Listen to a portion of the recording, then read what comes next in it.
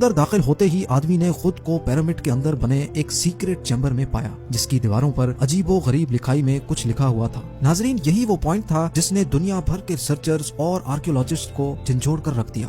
یہی وہ دن تھا جب دنیا کو معلوم پڑا کہ پیرامڈز کے اندر سیکرٹ چیمبرز بھی موجود ہیں جن پر آج تک ریسرچ چل رہی ہے۔ اس ویڈیو کے پارٹ 1 میں ہم نے دیکھا کہ کیسے 4500 سال پہلے ایجپشنز نے بغیر کمپس کے نہ صرف پیرامڈ کی ہر سائیڈ کو ایگزیکٹ ڈائریکشن دی بلکہ بغیر لیزر لیول کے زمین کو پرفیکٹلی لیول بھی کیا۔ نہ صرف اتنا بلکہ ہم نے یہ بھی جانا کہ انہوں نے کیسے بغیر ماڈرن ٹولز کے 50 ٹن وزنی پتھروں کو اسکوائر شیپ بھی دیا اور ان کو بنا کسی کرین کی مدد سے پیرامڈ کے ٹاپ تک بھی پہنچایا۔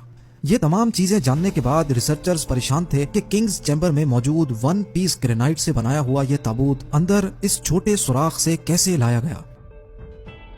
پیرامڈز کو بنانے کا مقصد کیا تھا اور روبوٹک کیمرہ نے جب پیرامڈ کے اندر پتھر کے سلیب میں سوراخ کیا تو اس کے اندر وہ کون سا منظر دیکھا گیا جو پچھلے 4500 سالوں سے کسی نے بھی نہیں دیکھا تھا۔ یہ سب آپ جان سکیں گے ویڈیو کے اس پارٹ میں، تو آئیے شروع کرتے ہیں۔ Challenge number 7، the great pyramid of Giza, جو تمام پیرامڈز کے مقابلے میں سب سے اونچا اور چوڑا پیرامڈ ہے۔ اس کے اندر ابھی تک 2 ہڈن چیمبرز تلاش کیے جا چکے ہیں، ایک کو کنگز چیمبر اور دوسرے کو کوئنز چیمبر کا نام دیا گیا ہے۔ جب پہلی بار کنگز چیمبر کے اندر ریسرچرز کی ٹیم گئی تو انہوں نے اس کے اندر ایک ایسی چیز دیکھی جو بالکل بھی ایکسپیکٹڈ نہیں تھی۔ جی ہاں، ان کو وہاں 4500 سال پرانا گرینائٹ سے بنا ہوا ایک ایسا تابوت ملا جو اندر سے خالی تھا۔ لیکن حیران کرنے والی چیز تابوت کا ملنا نہیں تھا بلکہ ایکسپرٹس یہ دیکھ کر حیران رہ گئے کہ اس چیمبر میں اندر آنے کا راستہ صرف یہ چھوٹا سا سوراخ ہے جس میں سے انسان بھی مشکل سے آ سکتا ہے۔ تو آخر یہ 1 پیس گرینائٹ کا تابوت اندر کیسے آیا؟ آخرکار کئی سالوں کی ریسرچ کے بعد یہ رزلٹ نکالا گیا کہ پہلے کنگز چیمبر اندر سے بنایا گیا اور اسی وقت یہ تابوت رکھا گیا تھا۔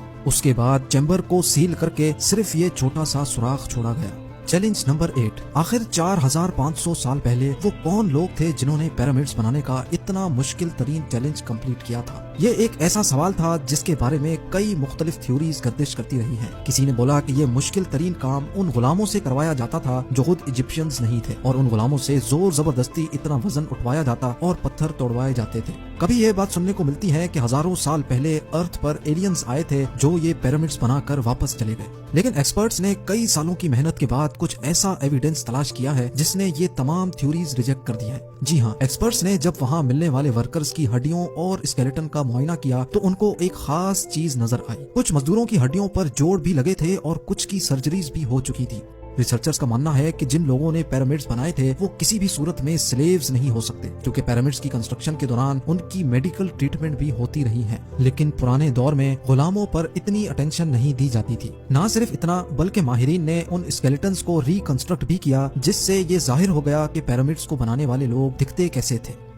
چیلنج نمبر 9، اب چونکہ یہ ایویڈنس بھی سامنے آ چکا تھا کہ پیرامڈز کو نہ ہی ایلینز نے بنایا ہے اور نہ ہی سلیوز نے، تو اب یہ جاننا باقی رہ گیا تھا کہ آخر کتنے مزدوروں نے مل کر یہ عالیشان اسٹرکچرز بنائے ہوں گے۔ کیونکہ آج کل کے ماڈرن دور میں کنسٹرکشن پروجیکٹس میں انسانوں سے زیادہ مشینز کا استعمال کیا جاتا ہے، اسی وجہ سے اکثر پروجیکٹس 4 سے 5 سالوں میں مکمل ہو جاتے ہیں، لیکن ہزاروں سال پہلے نہ ہی ان کے پاس کوئی مشینز تھیں اور نہ ہی ماڈرن ٹولز، تو ظاہر ہے اس وقت پیرامڈ بنانے کے دوران ایک ہی وقت میں کافی مزدور لگے ہوں گے، لیکن آخر کتنے؟ ہسٹری سے یہ بات معلوم ہوئی کہ پیرامڈز کو بنانے میں کم از کم ایک ہی وقت میں 1 لاکھ مزدوروں کی مدد لی گئی اور یہ مزدور پورے ملک سے اکٹھے کیے گئے تھے۔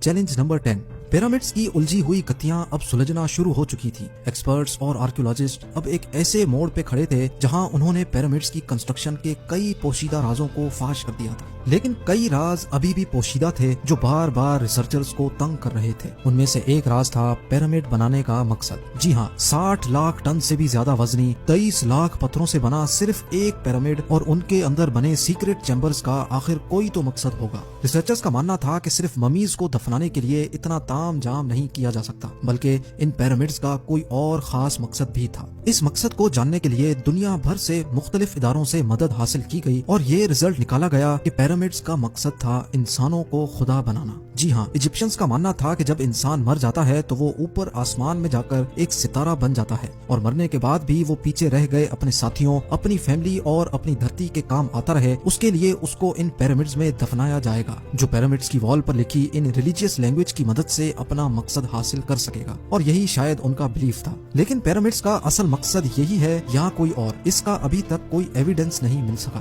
Challenge number 11। एंशिएंट इंजीनियरिंग की हिस्ट्री के इन शाहकार स्ट्रक्चर्स के डिजाइन ने एक बार फिर से एक्सपर्ट्स को मुसीबत में डाल दिया। ये मामला शुरू हुआ था गीजा के पिरामिड्स की एक एरियल फोटोग्राफ से, जिसमें देखा गया कि इन तीनों पिरामिड्स का स्ट्रक्चर एक दूसरे से अलाइंड नहीं है। ये मालूम नहीं हो पा रहा था कि जिन लोगों ने 4500 साल पहले इंच बाय इंच लेवल करके इतनी सफाई से पिरामिड बनाए, उन्होंने इन 3 पिरामिड्स को एक दूसरे से अलाइन क्यों नहीं किया। क्यों इन तीनों की पोजीशंस आपस में किसी भी सूरत में मैच नहीं हो रही। पहले तो ये एक को इंसिडेंस समझा गया, लेकिन सिर्फ तब तक जब तक रॉबर्ट पुआल ने ये कोड क्रैक नहीं किया था। रॉबर्ट पुआल का मानना था कि ये सब एक को इंसिडेंस नहीं, बल्कि इन पिरामिड्स की ये पोजीशंस एक सोचे समझे प्लान की वजह से रखी गई थी। क्योंकि उस दौर में इजिप्शियन सितारों को बहुत मानते थे, इसी वजह से उन्होंने ओरियंस बेल्ट के 3 सितारों की पोजीशंस के हिसाब से ही ये पिरामिड्स बनाए। अगर गौर किया जाए तो इन 3 सितारों में से 2 ब्राइट सितारे हैं, पर एक सितारा डिम भी है और इन दोनों से हटा हुआ भी है। सितारों का यही एग्जैक्ट पैटर्न गीजा के पिरामिड में भी इस्तेमाल किया गया।